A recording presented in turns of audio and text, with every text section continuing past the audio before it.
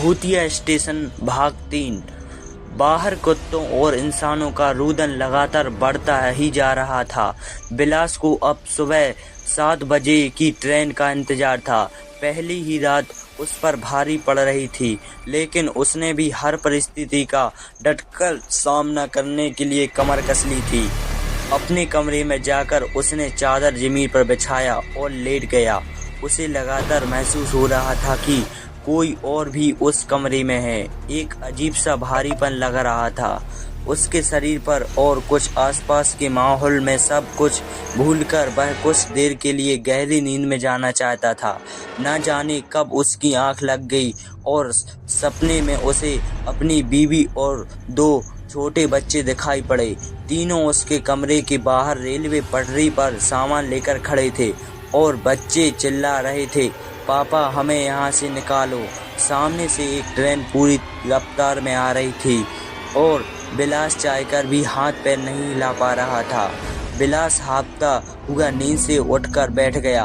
उसे न सिर्फ वह जमीन बल्कि पूरा स्टेशन भी चुभ रहा था।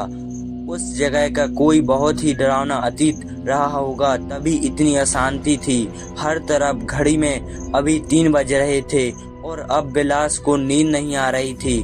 वह कुछ देर कमरे में ही टहलने लगा, तभी उसका फोन बज उठा। उसकी पत्नी की परेशान सी आवाज़ थी, कैसे हैं आप? रात से आप फोन अकाउंट ऑफ नेटवर्क आ रहा था। पता है रात भर नींद नहीं आई। जब पड़ोसन ने कल शाम को बताया कि विक्रमपुर स्टेशन भूतिया है, आपको नींद आई क्या? सब ठीक है तो बच्चे अलग परेशान हैं। उनको भी पड़ोसी बच्चे ने बता दिया कि तुम्हारे पापा अब लौट कर नहीं आएंगे। बिलास डांट बांधते हुए बोला, मैं ठीक हूँ भगवान, नेटवर्क कुछ खराब है।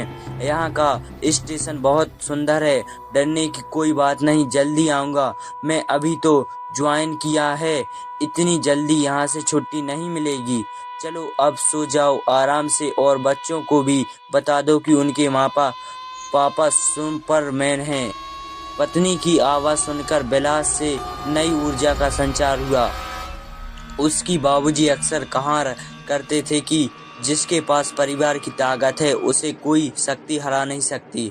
घड़ी में 4 बज चुके थे। बिलास को भोर की हवा बहुत पसंद थी। वह प्लेटफॉर्म पर सैर करने निकल पड़ा।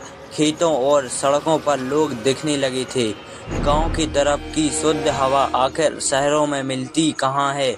स्नान करके वह कुछ देर कुर्सी पर बैठकर झपकी लेने लगा। तभी दरवाजे पर अटक हुई टिकट क्लर्क विक्की डरते हुए भीतर घुस रहा था। बिलास को जिंदा देखकर उसकी जान में जान आई।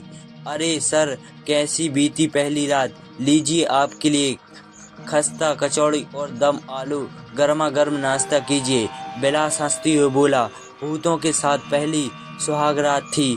भाई ने ना खुद सोते हैं, साले ना सोने देते हैं, लेकिन मैंने भी हार नहीं मानी। इनसे दोस्ती करके रहूँगा। ला गर्मा-गर्म नाश्ता करा और सुन, अब रोज मेरे खाने का तू ही इंतजाम करेगा, वरना शिकायत कर दूंगा कि तू टिकट काउंटर जल्दी बंद करके भाग जाता है, वो भी भूतों के डर से। अरे सर, बस इतना सा काम हो जाएगा। अपना बैग उठाया, विक्की काम करने लगा और बिलास 7 बजे वाली ट्रेन का इंतजार करने लगा। लगभग 1 महीने लगे बिलास को भूतों से दोस्ती में। उसने भी ठान रखी थी कि मैदान छोड़कर भागने नहीं दूंगा। वहाँ मोहल्ले में बिलास की इज्जत और बढ़ गई थी। उसने सबसे मुश्किल कहे जाने वाले स्टेशन पर रहने की जो ठानी थी। आखिर मेडिकल लेकर भी बिलास कब तक काम से भी चुरा लेता। जब तक प्रमोशन नहीं हुआ बिलास विक्रम में ही बना रहा।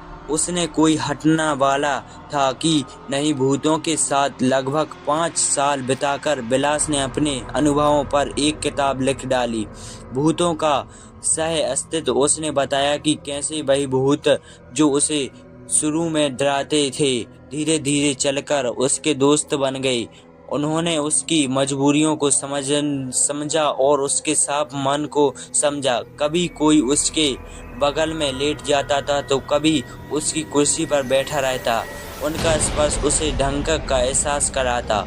उसने ना खुद को हावी होने दिया उन पर न उनको खुद पर। कई बार तो आधी रात वाली ट्रेन के समय जब उसे झपकी लग जाती तो उनमें से कोई उसे हिलाकर जगा देता था। दफन हुए इंसानों में सपने खत्म नहीं हो जाते, उनमें भी एक तड़प होती है जो उन्हें इस रूप में जिंदा रखती है। उनके साथ रहकर बिलास को उनकी कहानी के बारे में पता चला, उनके अधूरे अरमान जो अब सिर्फ उनकी रूहों को बेचैन रखते हैं। उनके घर वालों को लगा कि उन्होंने उन सबको शांति से सुला दिया है, लेकिन सचमुच कुछ और ही था। ना जाने वो कब तक दूसरी दुनिया में भटकेंगे। वो भी अपने के लिए बिना विक्रमपुर रेलवे स्टेशन छोड़ते वक्त बिलास की आंखों में पानी था। उसने मौन रहकर उन सबको अलविदा कहा, जिनकी वजह से वह एक मजबूत इंसान बनकर नई तैनाती पर जा रहा था। वहाँ के लोगों के लिए वह एक मिसाल बन गया था। जाते वक्त उसने विक्की को जनता लौटते हुए कहा कि भाई, इच्छा शक्ति से ज़्यादा ताकतवर कोई शक्ति नहीं होती है इस दुनिया में। गाइस, आप